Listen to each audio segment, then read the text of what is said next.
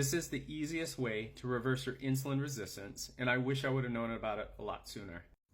I went from 208 to 183 pounds, where I had cravings all of the time. I was always tired.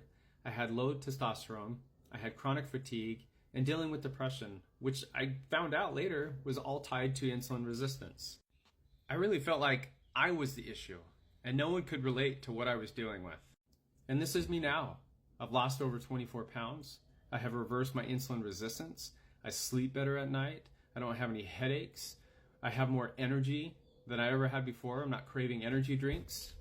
So before I get into how to reverse insulin resistance, you have to understand a couple things.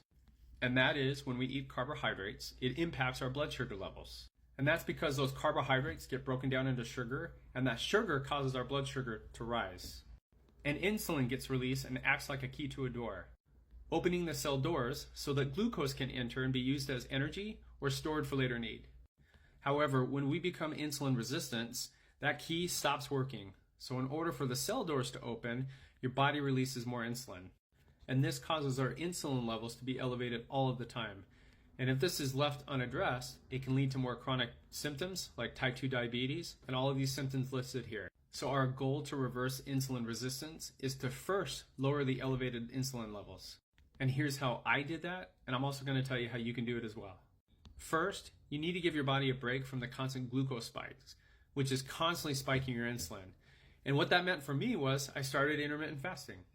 Because it takes insulin so much longer to come down than glucose, intermittent fasting will give your body the break that it needs for your cells so they're not having to deal with insulin. Next, it gives them a chance to start to heal and become sensitive to insulin. So consider that every time that we snack, we're spiking our glucose again and starting the timer over on how long insulin stays in our bloodstream. But I personally like the 16-8 intermittent fasting method. That means that I have an 8-hour eating window in 16 hours where I don't eat anything at all. I eat at noon, and then I eat at 8 p.m., and then I don't eat until the next day. I skip breakfast, and then I start again at noon. If you've tried intermittent fasting before and you got headaches, you got the shakes, you got hangry, people said that you turn into this mean person, you're constantly thinking about food.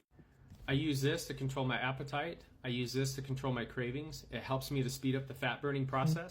Now, when you eat and you have that first meal, it's really important that you focus on having sufficient fiber, protein, healthy fats, complex carbs, and if you actually eat it in that order, it actually helps to keep your glucose much lower.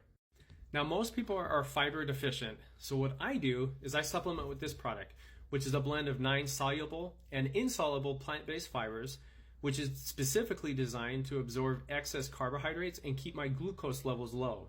Lower glucose, lower insulin.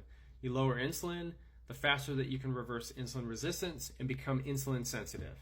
And as you reverse insulin resistance and become insulin sensitive, you are going to feel absolutely amazing.